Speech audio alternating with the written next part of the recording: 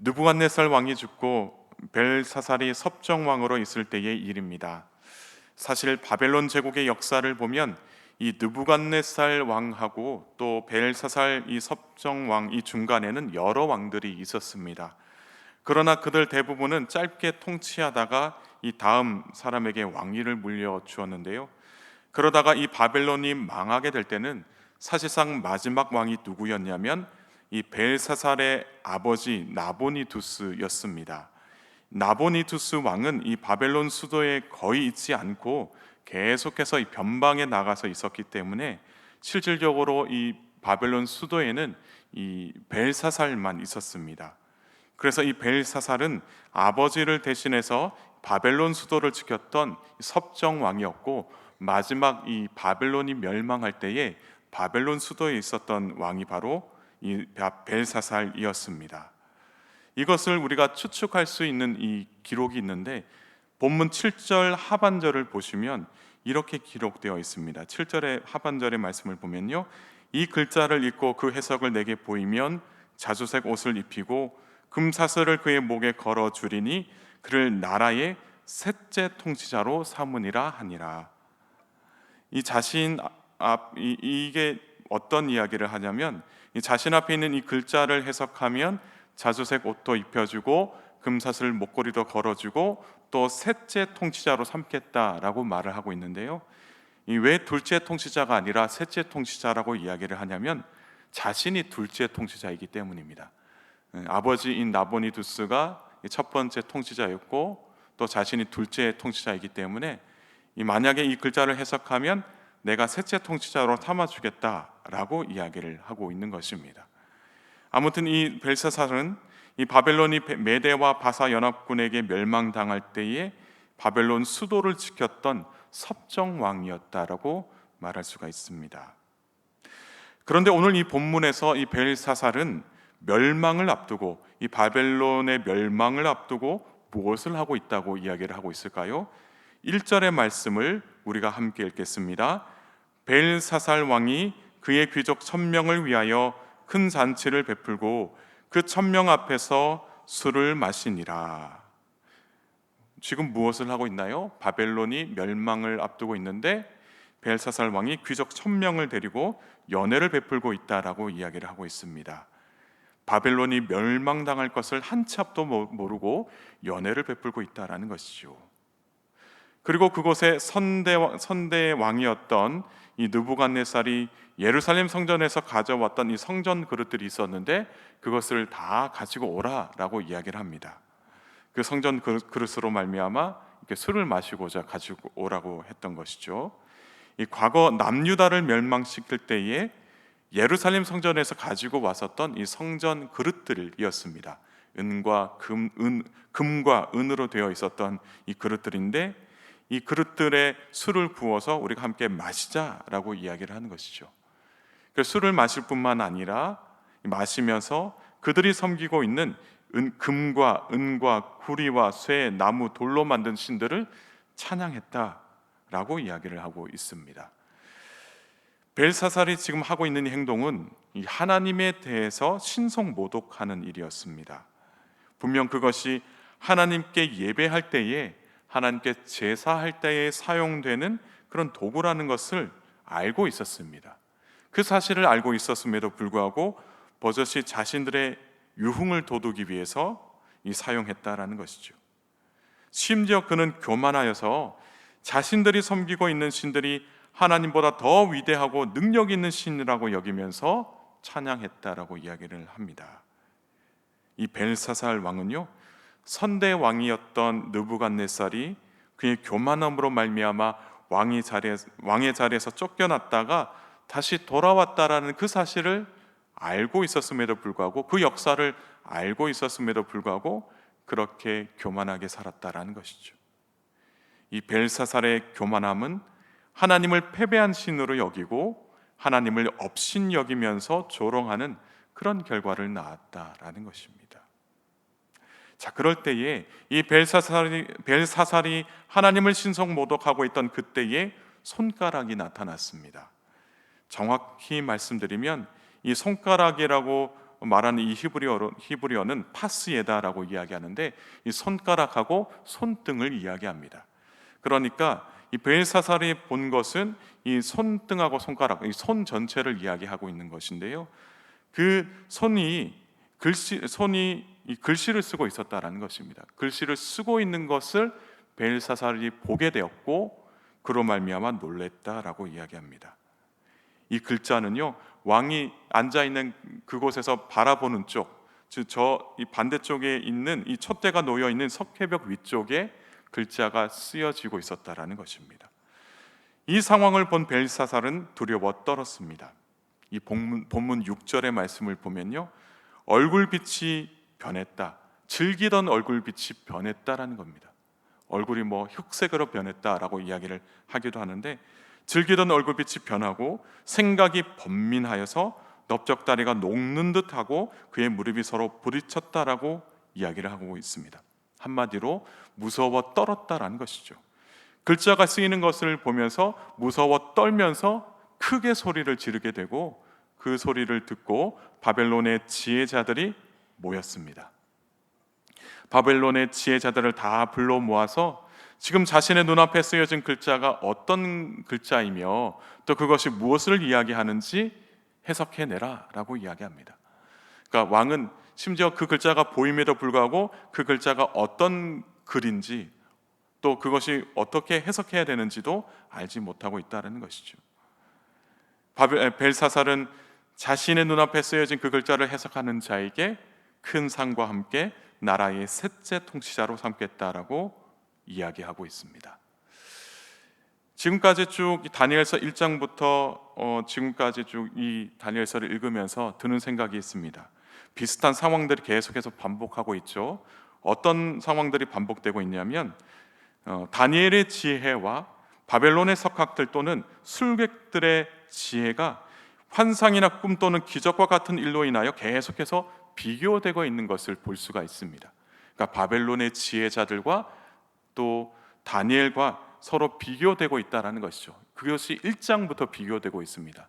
음식으로 비교되고 있고 환상으로 비교되고 있고 또 때로는 그 해석으로 계속해서 비교되고 있는 것을 우리가 알 수가 있습니다.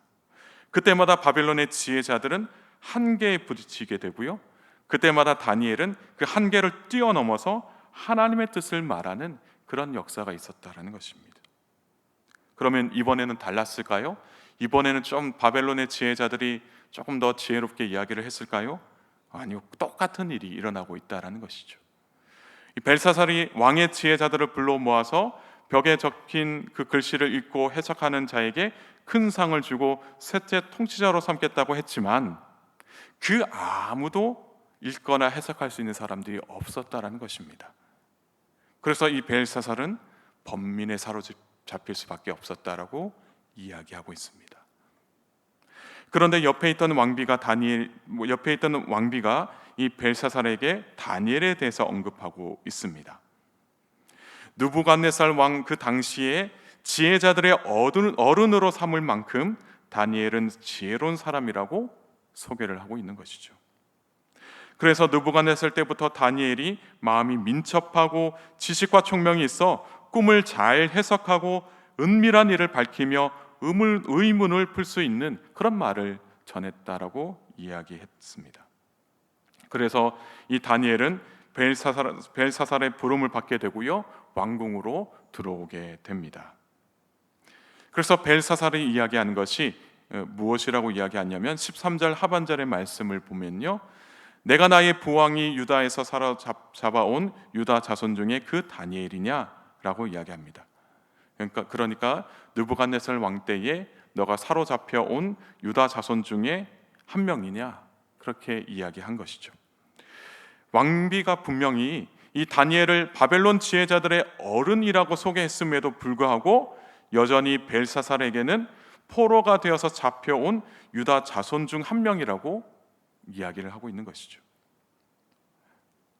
그리고 그는 여전히 다니엘에 대해서 잘 믿지 못하는 것을 우리가 오늘 이 말씀을 통해서 알 수가 있습니다. 왜냐하면요, 벨사살이 14절 말씀에 내가 내게 대하여 들은즉이라고 이야기하고 있고, 또 16절에도 똑같이 내가 내게 대하여 들은즉이라고 이야기하고 있습니다. 그러니까 지금까지 은밀한 일들을 하나님의 지혜로 밝혀내고 해석해냈지만 여전히 세상 사람들은 하나님에 대하여 그리고 하나님의 사람들에 대하여 믿지 못한다는 그 사실을 단적으로 보여주는 그런 이야기입니다. 벨사살이 여전히 다니엘에 대해서 잘 믿지 못하니까 풍문으로 너에 대해서 이야기를 들었는데 라고 이야기를 하고 있는 것이죠. 내가 직접적으로 본 것 아니니 너를 믿을 수 없다라는 식으로 벨사살이 이야기하고 있다라는 이야기입니다. 또한 분명히 왕비는 다니엘의 지혜에 대하여 11절의 말씀을 보면 신들의 지혜와 같았다라고 이야기하고 있는데 지금 벨사살은 무엇이라고 이야기하냐면 14절에 다니엘의 지혜를 비상한 지혜다라고 이야기하고 있습니다. 그러니까 왕비는 다니엘의 지혜를 신들의 지혜와 같았다. 그런데 벨사살 왕은 비상한 지혜다라고 이야기하는 것이죠. 벨사살 왕이 이야기하는 것은 그냥 사람들보다 탁월한 지혜일 뿐 신들의 지혜와 견줄 만한 그런 지혜는 아니었다라고 그렇게 판단해서 이야기한 것입니다. 그러니까 지금 계속해서 벨사살은 다니엘을 평가절하하고 있다라는 이야기입니다. 지금 이 바벨론은 위기 상황에 놓여 있습니다. 이 멸망당할 상황이라는 것이죠. 그런데도 불구하고 이 벨사살은 귀족들과 연애를 벌이면서 하나님을 모욕했습니다. 그리고 필요하기 때문에 어쩔 수 없이 불렀지만 하나님의 사람이었던 다니엘도 무시하는 그런 태도를 보이고 있습니다. 여러분, 세상이 위기에 처하면 하나님을 더 찾을 것 같고 또 하나님의 사람을 더 찾을 것 같은데 세상은 그렇지 않다라는 것입니다. 세상은 교만하여 하나님과 또 그의 백성들을 멸시한다라는 것입니다. 그러나 아무리 이 세상이 무지하고 어리석다 할지라도 여전히 우리가 그들과 함께 해야 할 이유가 있습니다. 왜냐하면요, 이 세상은 우리를 통해서 하나님의 뜻을 알아갈 수가 있기 때문입니다. 세상은 우리 그리스도인들이 아니면 그들 스스로의 지혜와 방법으로는 도무지 하나님의 뜻을 알 수가 없습니다. 때로는 멸시하고 때로는 조롱한다 할지라도 우리는 이 세상 속에서 복음의 통로가 되어서 살아가야 한다는 것이죠. 세상이 우리를 통하여 하나님의 뜻을 발견하게 되고 하나님께로 가까이 나올 수 있게 되는 그런 은혜가 있다는 것입니다. 사랑하는 성도 여러분, 오늘 하루도 하나님의 지혜를 이 세상에 선포하며 살아가는 저와 여러분 모두가 되기를 주님의 이름으로 축복합니다. 함께 기도하시겠습니다. 은혜와 진리의 하나님, 이 새벽 제단 앞으로 나와 하나님께 예배하게 하시니 감사드립니다. 오늘도 저희들에게 은혜를 베풀어 주셔서 다니엘서 5장의 말씀을 묵상하게 하심도 감사드립니다.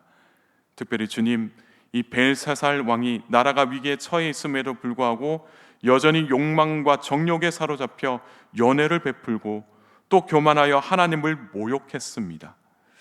이것이 우리 사람들의 일반적인 모습인 것을 고백합니다. 한 치 앞도 알지 못한 채 욕심과 교만에 사로잡혀 하나님 앞에서 범죄하며 살아갈 수밖에 없는 무지한 우리를 용서하여 주옵소서. 사랑이 많으신 하나님, 오늘 하루도 하나님의 뜻과 계획을 따라서 살아가길 소망합니다.